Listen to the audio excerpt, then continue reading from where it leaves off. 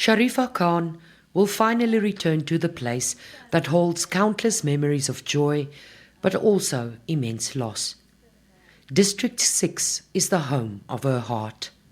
At the age of 100, she knows she does not have much time left on earth. But like so many others, it's one of the last and greatest wishes of her life to return home. She's overcome with raw emotion just at the very mention of her planned return this coming week.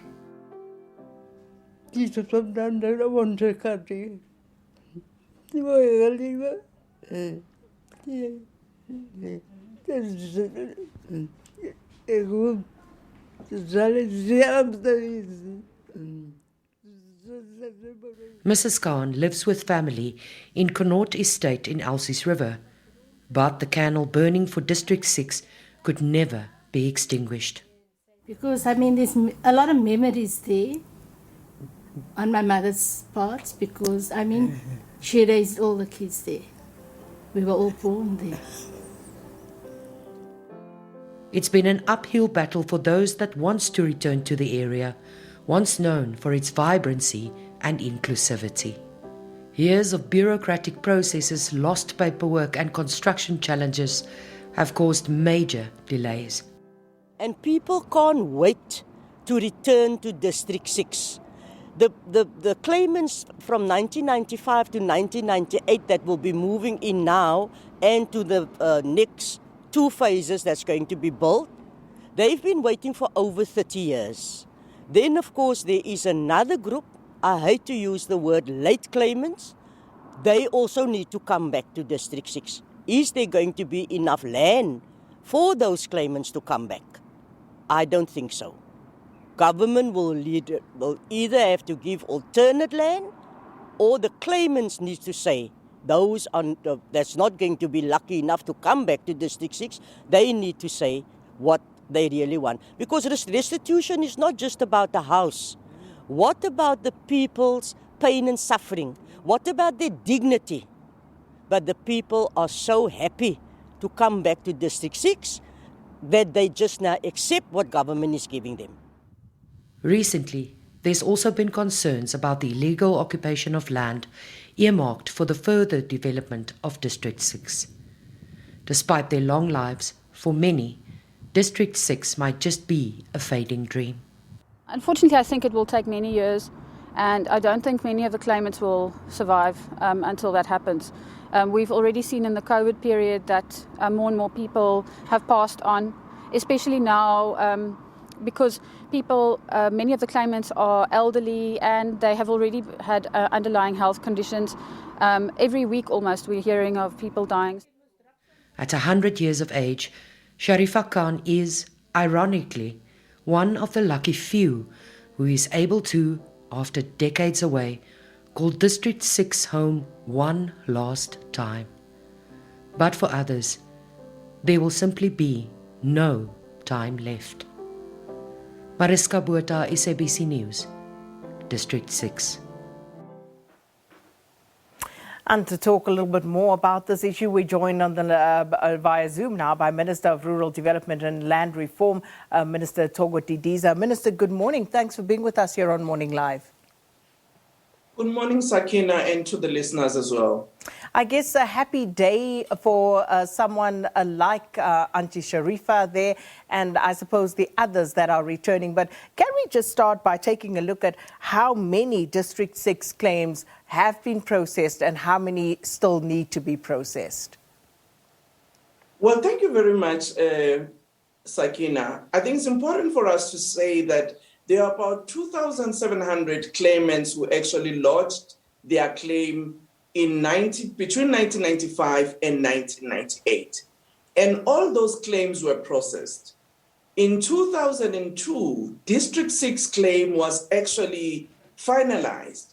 What happened is that some claimants chose financial compensation while others chose for development. Settlement grant was given to the claimants through the trust that they had set up.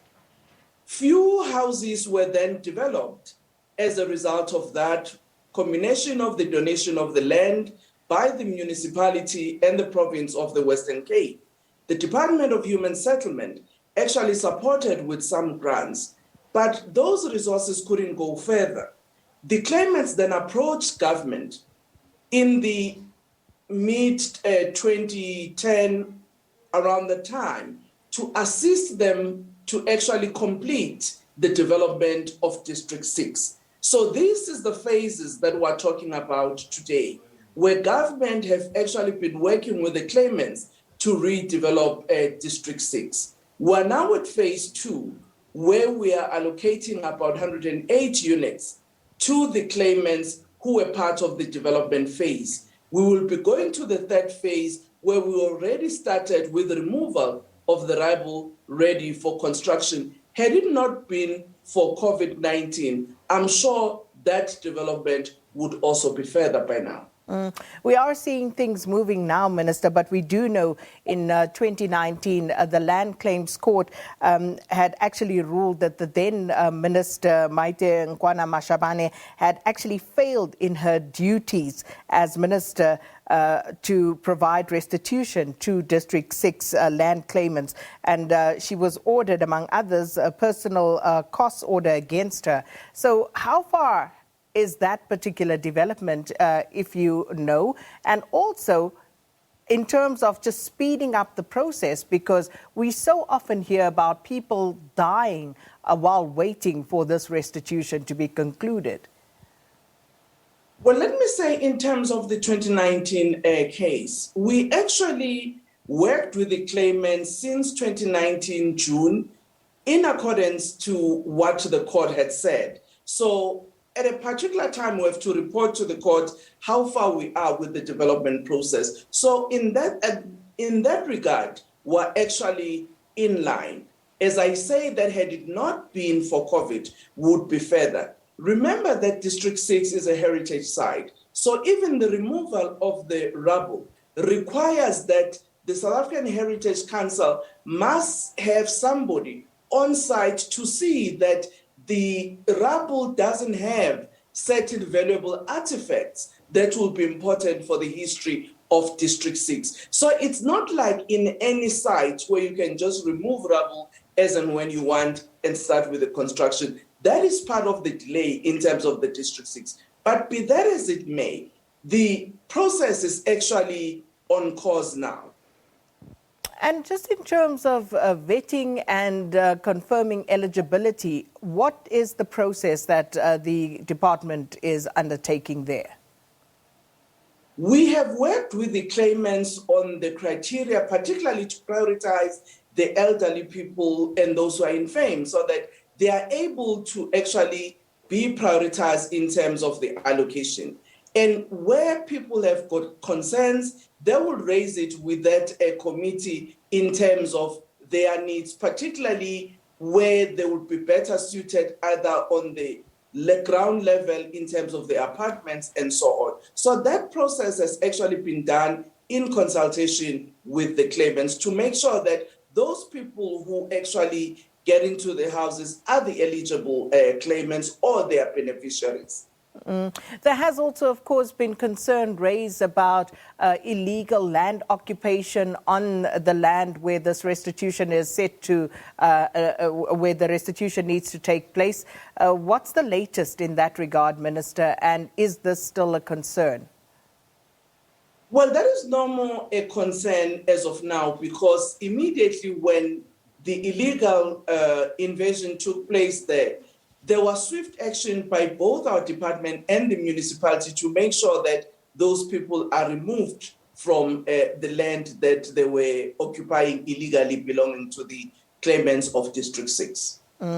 And in terms of people, claimants who are not satisfied about one or other issue regarding the restitution process, what sort of recourse do they still have at this point? Well, in terms of the restitution process, you'd recall that there was a timeline between 95 rather, and 1998 for the lodgement of claims. And later in 2016, there was a reopening, where other claimants actually lodged those who had not lodged before. But as a result of the court action that was brought by one community, the Mwela, represented by Mwelase, the court actually instructed government to stop with the process of attending to new claims until all those claims that were lodged between 95 and 98 are actually concluded, and that the Restitution Commission must actually have a plan presented to court as to how they are going to conclude the remaining claims of 1998. Minister Didiza, this is obviously something that cannot go on indefinitely. So at this stage, have you come up with any sort of timelines as to when this process needs to be concluded? Well, it is important for me, as much as one appreciates, and I'm sure all South Africans do, that restitution process can't go on forever. But it is not an easy process because you have to negotiate both with the claimants, but also with the landowners that were actually given the land where claimants were removed. And that process is actually not an easy one. Sometimes there are litigation in the process which delays the settlement of such claims. Speak to us about those litigations. What are some of the litigations, apart from the one that we mentioned initially? What sort of litigations have you had? Let me just say that in general, you would have a concern where some of the landowners will actually dispute that there was ever a claim. That would be one form of litigation.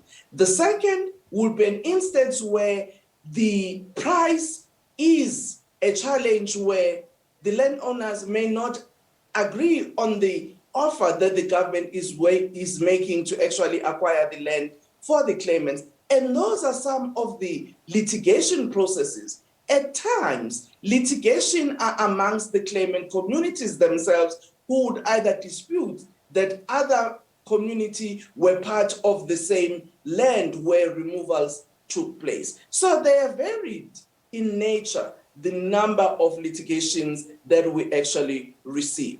In the District 6, for instance, that we're talking about, we never had a dispute amongst claimants, but rather when the working committee, which is another representative group of the claimants, because it was not all of them who took government to court, it was more about the delay, where they felt that though government had promised that they would assist, the time is taking longer for the development to occur.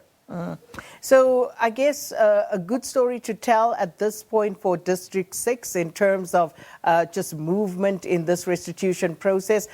But overall, how would you describe the process across the country, Minister? Because this is a question that is central to human dignity, redress and restoration. I would actually say there is movement across the country. Government has actually put the budget beyond, at the back of this process from its inception, which shows the commitment from the government side in actually ensuring that we deal with this legacy of injustice that occurred amongst our people. That commitment remains, and that is why year on year, government will put a budget to make sure that the resolution of claims and also other forms of land redistributions where people are assisted with land is actually taking place. Last year, we saw that the president announced the release of 700,000 hectares of land to the claimants, to the communities that actually require land as well as individuals. About 439,000 of such hectares have already been released. So I would actually say, in general, though the pace is not as fast as all of us would like, but there is movement going forward, which actually gives hope to those who have been affected. Are there any instances, any cases at this point where government is having the utmost difficulty in actually acquiring land that they need for restitution?